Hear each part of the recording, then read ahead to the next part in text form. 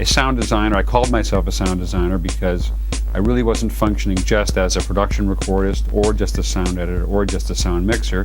I did some of the job that all three of those people might do, but I was able to follow through from the point of production of a film.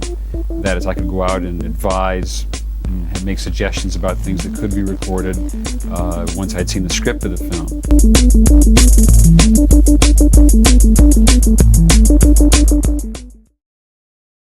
Sound design is one of the most important parts of filmmaking because, well, it's half of the film.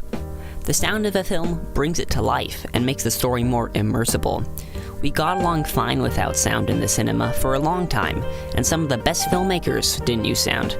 But when they got the tools to capture sound, films came to life. Let's try an experiment. Watch this clip of a fight scene with the sound.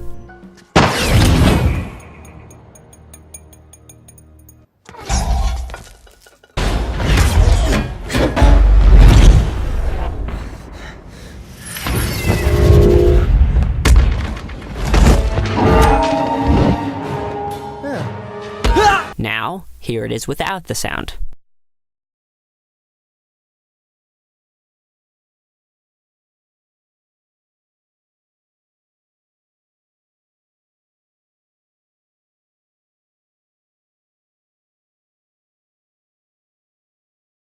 Not nearly as exciting, right? That's what good sound design is all about, making the scene feel real and enhancing the film through sound. Great sound design just blends in with the film to have perfect continuity with the story, cinematography, and lighting. The goal of a sound designer is to have the viewer not even notice the sound, for them to just accept that the sound is there and not even think about it. Once I'd seen the script of the film, I was on hand during some of the filming of the motion picture to gather sounds or at least see what was going on so I could run off myself and begin to manufacture and make sounds that I know we'd need later on. That's Ben Burtt. He sound designed many famous films, including the original Star Wars trilogy. Editor, and that job would be to pick sounds out of a library of our own making and edit them and synchronize them with the action on the screen. And also I'd be involved in the sound mixing. And it's not often that one person gets to move through all those different jobs on a film. Usually they're pretty strictly categorized and one person doesn't, one sound recordist may not do any sound editing. The sound editor may not do any sound mixing. That's the tradition of the division of labor in feature films.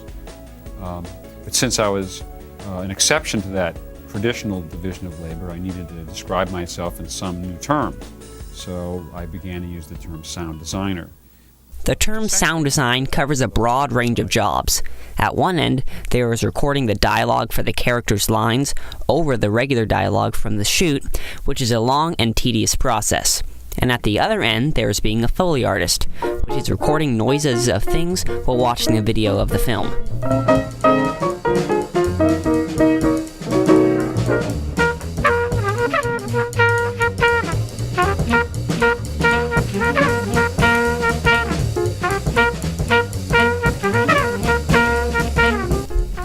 You'd be surprised at what certain sounds actually are.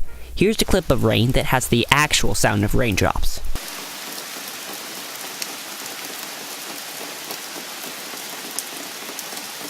Now here's the same clip, only it has the sound of bacon sizzling. Can't even tell the difference. Another objective of sound design, other than blending in with the rest of the film, is to make the setting feel more realistic.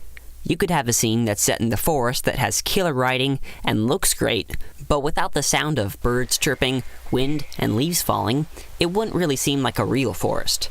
Remember, sound is half the film, so it better sound pretty damn good. Be safe, take care, and have a good one.